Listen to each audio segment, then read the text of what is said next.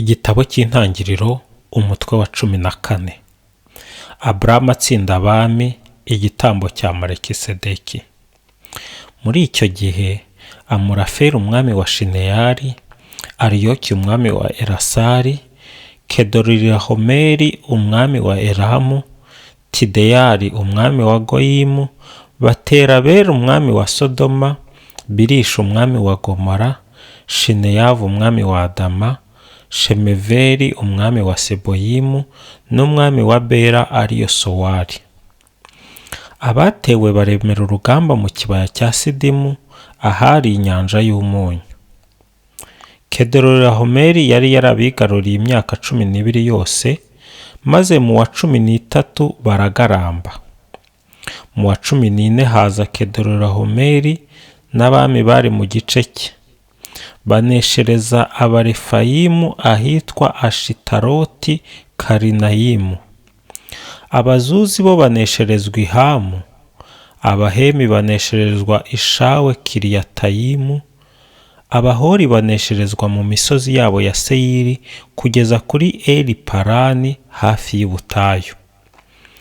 Hanyuma Kedoriyahomeri n'abari bari kumwe basubirayo, bagera ku iriba rya Eni Mishipati ari ryo Kadeshi, bayogoza igihugu cy'Abameleki kimwe n'Abahomori bari batuye Hasasoni Tamari.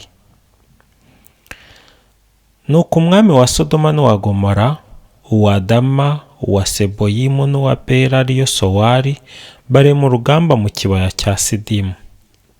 Abo 5 barwana n'aba 4: Kedoriyahomeri umwami wa Elamu, Tideyari umwami wa Goyimu, Amurafeli umwami wa Shineyari na Ariyoki umwami wa Elasari. Maze muri icyo kibaya cya Sidimu hakaba ibinamba byinshi by'ubujeni. Mu guhunga kwabo umwami wa Sodoma n'uwa Gomora babigwamo, abasigaye bahungira mu misozi. Ababatsinze banyaga ibintu byose bya Sodoma n'ibya Gomora, batwara imyaka yose, nuko baragenda. Bafata na Loti umuhungu wabo wa Aburamu wari utuye i Sodoma, baramujyana hamwe n'ibyo byose. Uwacitse ku icumu aza kubibwira Aburamu w'Umuhebureyi wari utuye hafi y'ibiti by'imishishi bya Mambure. Uwo Mambure yari Umuhemori, akaba mwene nyina wa Eshikoli na Aneri, bari bashyize hamwe na Aburamu.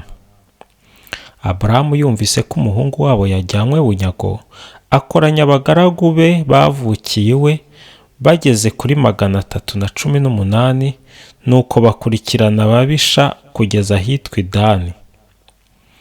Aburamu n'abe bigabanyamo ibitwe, babatera nijoro, barabanesha, babirukana babageza i Hoba hakurya ya Damasi. Aburamu yigarurira ibintu byose, agarura na mwene wabo Loti n'ibintu bye, kimwe n'abagore na bene wabo.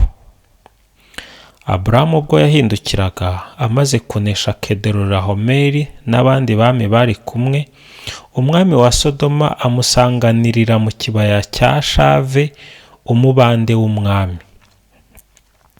Melikisedeki umwami wa Salemu azana umugati na divayi. Yari umuherezabitambo w'Imana isumba byose.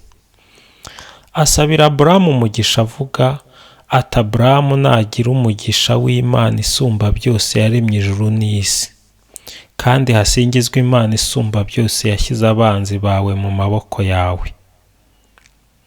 Nuko Aburamu amutura igice cya 10 kuri byose. Umwami wa Sodoma abwira Aburamu ati: mpa abantu wijyanira ibintu. Ariko Aburamu asubiza umwami wa Sodoma ati: ndahiriye imbere y'Imana isumba byose yaremye ijuru n'isi ko kuva ku rudodo kugeza ku gashumi kw'inkweto nta kintu na kimwe njyana, hato utazavuga uti ni njye wakijije Aburamu. Ntacyo nshaka keretse ibiryo by'abagaragu banjye. Naho ibyo twatabaranye, Aneri, Eshikoli na Mambure bafata umugabane wabo ubwabo.